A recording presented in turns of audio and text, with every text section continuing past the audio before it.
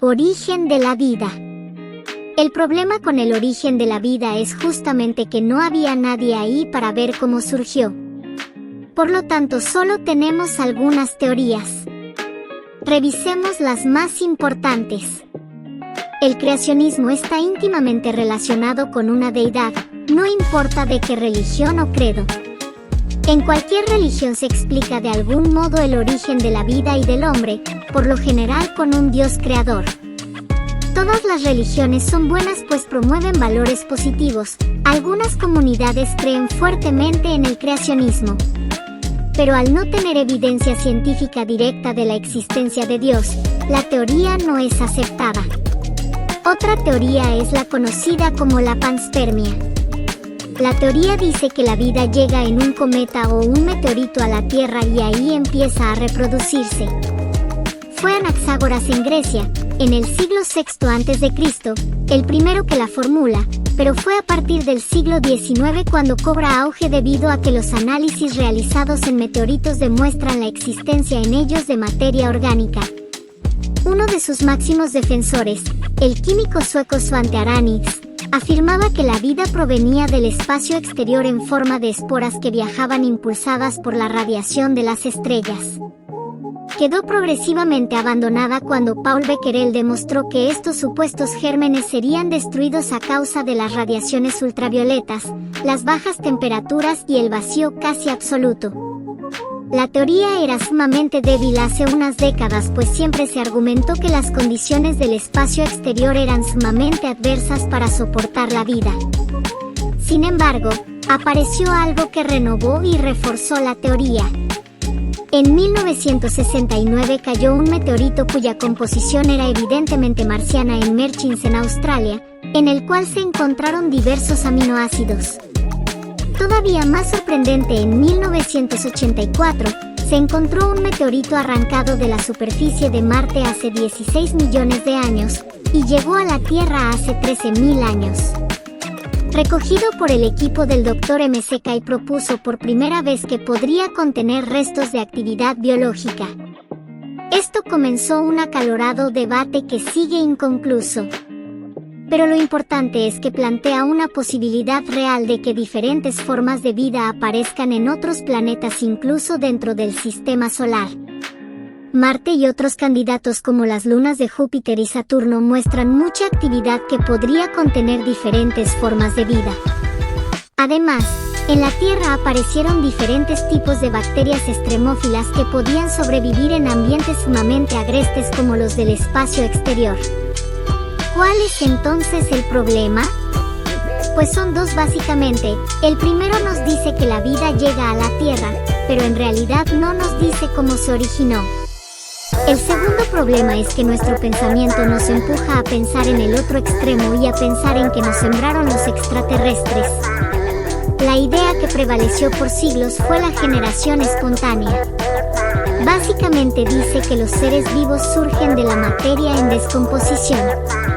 Lo curioso es que la teoría de la generación espontánea fue apoyada durante varios siglos, desde aproximadamente el siglo IV a.C. hasta finales del siglo XIX después de Cristo. Aristóteles sostenía que la vida podía dar origen a partir de los cuerpos sin vida de otros animales, o inclusive el polvo o el barro. Luego de más de 20 siglos de creer en esta teoría de la generación de la vida, llegó Francesco Redi. En 1665 detectó que los gusanos que se alojaban en la carne no provenían de esta, sino de las larvas que dejaban las moscas, y que si la carne se protegía herméticamente, esto no ocurría. Más tarde llegó la hora de demostrar que existían microorganismos los cuales descomponían los alimentos.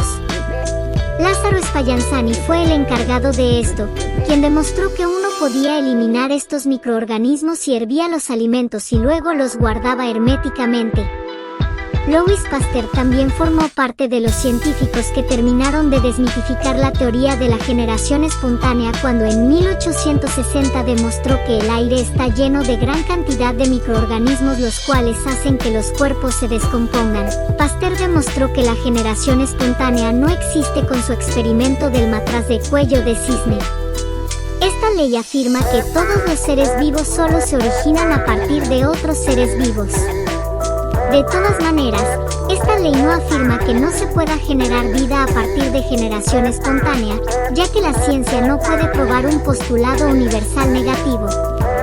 A pesar de esto, la ley de la biogénesis es tan sólida como la ley de la gravedad, donde por más que la aceptemos no podemos afirmar que si nos dedicamos a tirar manzanas al suelo durante toda nuestra vida, en cierto punto una manzana no caiga hacia la tierra.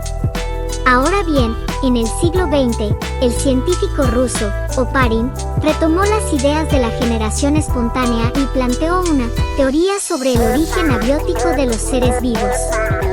Hoy se piensa que, efectivamente, la generación espontánea no es posible en la actualidad, pero que hace más de 3.600 millones de años se dieron las condiciones que la hicieron posible. La hipótesis afirma que la vida se generó hace millones de años, de forma espontánea gracias a las particulares condiciones que hubo en la primera etapa de la historia de la Tierra. En 1920 y 1930, Alexander Oparin en Rusia y John B. S. Holden en Inglaterra advirtieron que la atmósfera rica en oxígeno no habría permitido la formación espontánea de las complejas moléculas orgánicas necesarias para la vida. Especularon que quizá la atmósfera de la Tierra joven contenía muy poco oxígeno y era rica en hidrógeno, y que así, la vida pudo haber surgido mediante reacciones químicas ordinarias. El bioquímico ruso Alexander Oparin y el genetista británico John B. S. Holden propusieron que la vida se originó en la Tierra como resultado de la asociación de moléculas inorgánicas sencillas. La atmósfera primitiva estaba formada por metano, amoníaco, hidrógeno y vapor de agua.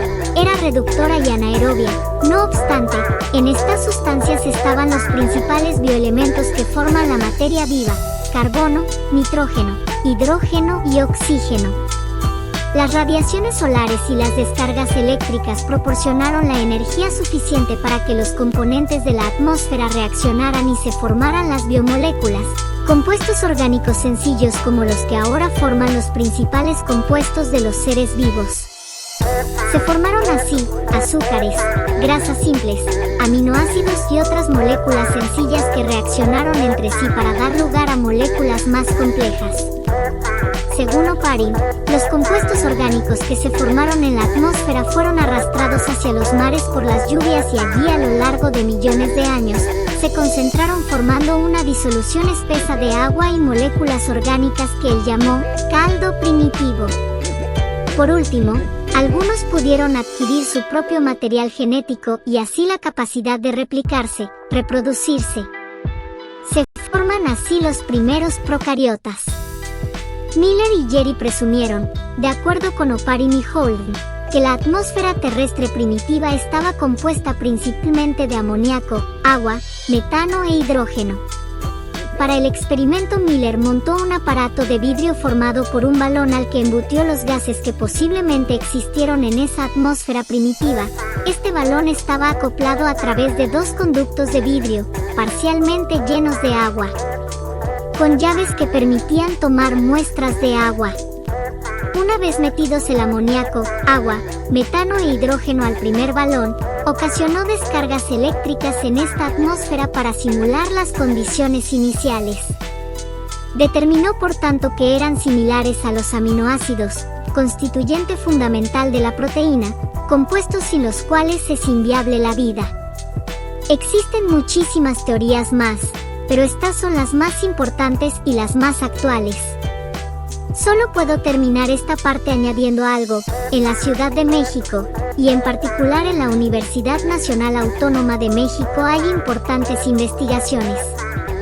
De entre ellas destaca el profesor Antonio Lascano Araujo, quien me dio extraordinarias clases del origen de la vida y en parte por eso estoy aquí. Recuerda que puedes ampliar tu información en el blog. Apóyanos y dale a la campanita. Búscanos en El Universo bajo el microscopio. Muchas gracias.